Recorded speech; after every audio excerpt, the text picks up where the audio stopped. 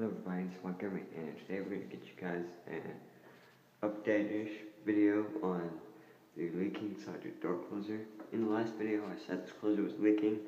Well, I fixed it and I adjusted it kinda back to like the way it was, because I kinda like the way it was.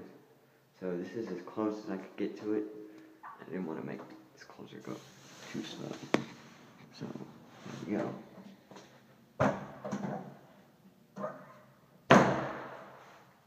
Yeah.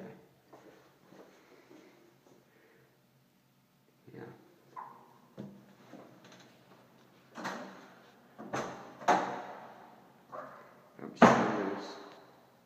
The arm's still kind of loose. Do it one final time. So that will be it.